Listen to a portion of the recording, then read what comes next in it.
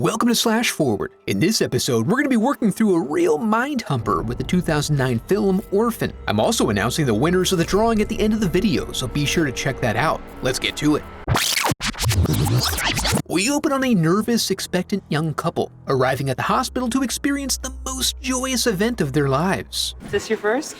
No, it's our third. Or third most, I suppose. But the staff seems to be oblivious to the fact that things are taking a slight turn in the wrong direction. Kate finds herself receiving an unexpected surgery, sans anesthetic, because then it wouldn't be a surprise. But hey, at least John's here, and as they present her with her bloody prize, she wakes up with only scars of a now distant memory, and takes some consolation meds to keep the nightmares in check. In talking to her therapist, we learn these dreams to be coping mechanisms around the trauma of losing her stillborn child, and the anxiety and guilt around their impending adoption to replace her, which threatens to interrupt the balance of their daily lives, where Kate picks up her daughter Max from school, stares at any pregnant belly she comes across to the point of nearly ending them, and also enjoys spending some time creating inner space, just trying to put something beautiful into the world. It's hard to do this, however, with all that damn banging, but when John arrives home with Daniel, any hope of peace and quiet is now moot. At bedtime, after whipping out her cochlear implant, Max insists Kate read her favorite story, which is also the most painful bedtime story of all time, completely unparalleled in its absolute bleakness. All of these traumas and emotions are swirling around inside of her, and she's hoping that bringing a third child into their household will provide an outlet for all the love and nurturing energy that had been intended for Jessica, the child they lost. With all that set up now, they head on over to the girls' school, where they peruse the prospective adoptees like birds in a cage. Kate sticks to the downstairs to try to make some sense of the overwhelming din, while John follows soft sounds of singing upstairs, where he finds artistic little Esther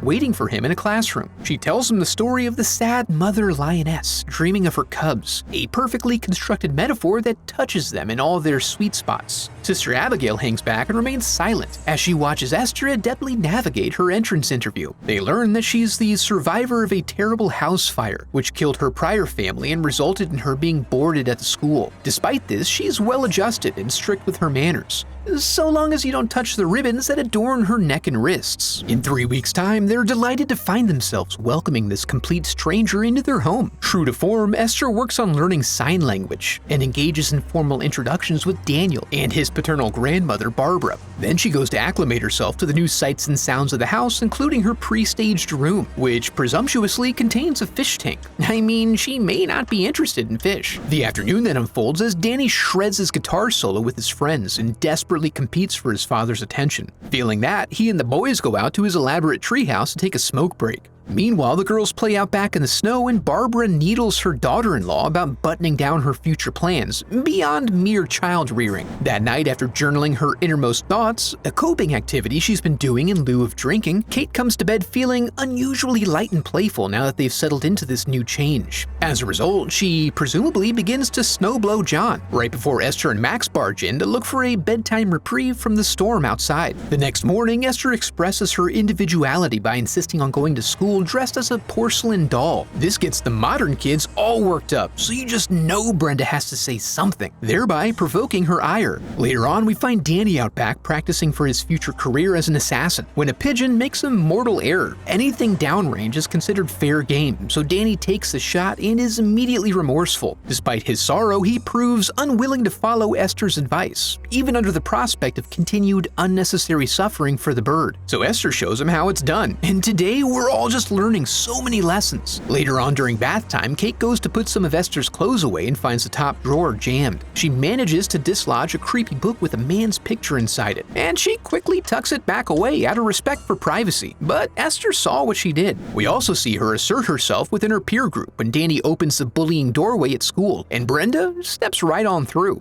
Esther deals with this fairly well, right up to the point where Brenda touches her ribbon, resulting in an instant freakout. Despite this not going well, she does try to continue building her relationship with Kate, starting by taking her up on her offer of piano lessons. When Kate uses this as an opportunity to broach the topic of the school incident, Esther flips the script on her by asking about Jessica. Prone to want to nurture a child's natural curiosity, Kate explains the travails they went through and shows her a living memorial that was cultivated with Jessica's Esther's cremated remains, ensuring they can keep a piece of her with them so long as the flowers bloom. We juxtapose this touching moment with Mommy and Daddy getting absolutely randy in the kitchen that night. Smart move, because without a bed, the kids can't hop in with you. Oh, right, there's that. Kate tries to talk to Esther the next morning about certain forbidden acts that men and women do to each other when they're in love and horny. I know, they fuck. Oh well, carry on then. They're pretty sure they can cure her of her inappropriate nonchalance with some dad time at the park. But while John's distracted by Joyce, who's come down to scope out the local dad meet,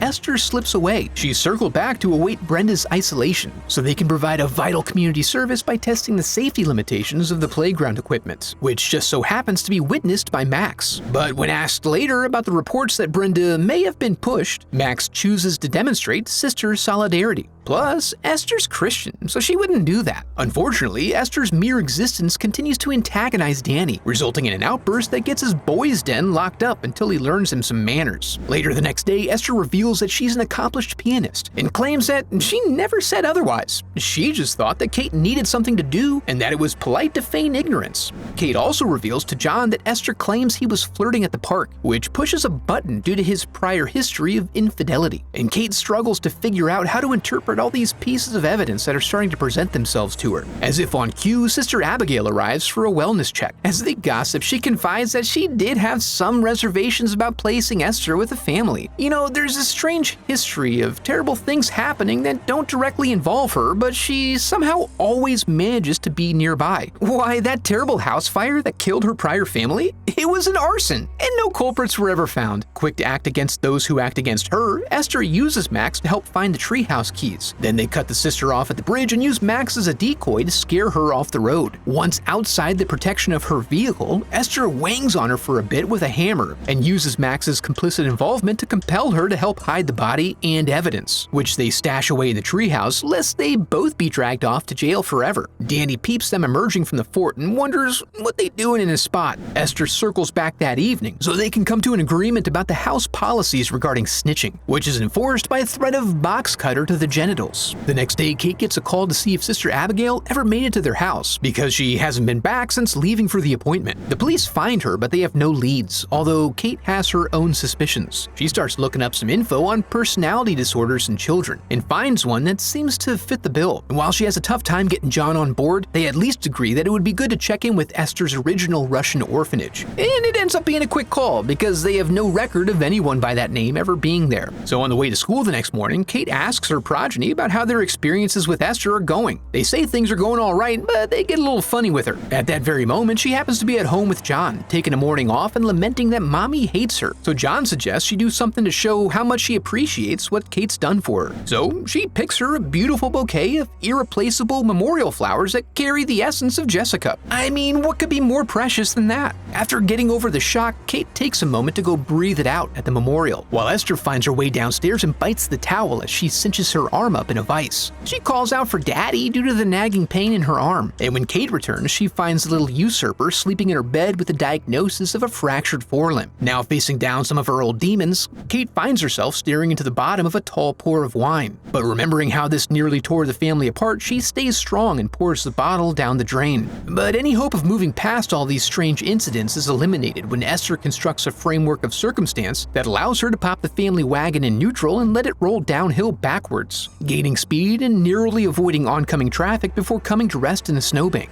Kate now seeks the objectivity of a third party to help navigate this mess, and they return to her therapist hoping she'll cut through the bullshit. But Kate's history of self-destruction wins her no favors. It also wouldn't be the first time you blamed Esther for your own mistake. Wow, are you licensed? And then Johnny on the spot over here whips out a bottle of wine the girls helpfully led him to. Tired of Kate's malicious manipulations, she's given the ultimatum of going to rehab or John leaving with the kids. During bath time that evening, Danny's able to confer with Max and verify that Esther has been involved in the recent bloody happenings, and he makes a plan to acquire the evidence from his treehouse. Later that night, Kate appears to intend to leave with the kids, but finds Esther awake and keeping watch. In a rare mask-off moment, she reveals that she's so good at pressing Kate's buttons and finding all of her weakest spots because she's been perusing her journal as a bit of light reading before bed. In an attempt to even the odds, Kate goes back to find her special book, and, once uncovered, finds it to contain a multitude of strange daddy pics and also has an identifying stamp inside the cover. She manages to locate a number for the facility and attempts to ask them about an orphan from their institute. However, when they finally get an English speaker on the line, he reveals that they're not an orphanage, they're a mental hospital. While she's doing that, Danny gains entry to his bachelor pad and attempts to acquire the evidence, but all he finds are his old porno mags. Esther has the evidence, which she lays out for him before setting it on fire and locking his trap door. He works on a daring escape while Kate is embroiled in some primo investigating with the convent, so they're both pretty much crushing it right now. After falling off the roof, Danny ends up unconscious in the ICU. Kate really pushes at this now, trying to point out all the evidence before them and link it together for slow-ass John. But her aggressive gesticulations prompt Esther to dip out for a quick soda, which is what she calls the life support machines. When Danny starts flatlining, the stress is more than Kate can bear, but luckily the orderlies have sedatives on the ready for just this type of situation. Through the brain fog, John reveals that Danny's gonna be okay, and he's taken Max and Esther back home to rest. Once there, he blows off some steam with a cigarette and a bottle of his wife's shame wine, which really goes far in dulling the senses for when Esther arrives all tarted up and whispers in his ear, Let me take care. But unlike the previous fathers, John rebuffs her advances. Meanwhile, Kate wakes up from their grogginess to get a call from the Saarn Institute, warning her to stay away from Esther and to call the authorities. Esther is actually a grown woman with a hormone disorder and is very dangerous, having 7 known victims. Also, she can be easily identified by the scars on her neck and wrists, which she acquired from struggling constantly against her straitjacket. So it's really kind of surprising they would ever be taken in by the ruse. When John goes to her room to try to find her, he stumbles upon some very adult-oriented luminescent art, and he's instantly struck by the idea to turn them into NFTs to sell on the blockchain. But when he goes to call his agent, the power goes out. Downstairs, he finds what seems to be some sort of storm-related power surge damage, and as he goes to figure it out, he discovers that he's been stabbed. And he continues to get stabbed then until Esther gets tired of it. Unable to reach him by phone, Kate rushes in so hard and fast that she actually enters the home while still in her vehicle. After finding John's bloody corpse, she goes to retrieve Max and gets shot from downstairs by this old skank. They pursue each other through the home, but Kate stops short when she realizes that Esther is now in the greenhouse with Max. Recognizing the imminent danger, she takes a big risk, and it pays off as she manages to land on Esther with a layer of broken glass between them. They run off into the woods and the police arrive, but Esther is still upset about how this whole thing's gone down, so she insists on having a proper final battle. The two ladies fall through the ice where Kate takes a little jabbity jab in the ribcage before crawling out. Esther claws her way to the surface to see if she can pull off a final emotional manipulation, but instead, Kate donkey kicks her teeth in. She then sinks forever into the unreasonably deep retention pond. I wanted to thank everyone for supporting the channel. I collected all the entrants who participated in the challenge from the last 3 videos, and ran the screen names through a random generator to get 5 winners. I'll let them hang on the screen here for a moment to let it sink in. If you won, congratulations! Go hit up the About page on my channel to drop me an email so we can make further arrangements. I'd also like to give a huge thanks to my donors, memorialized in the Hall of Headshots.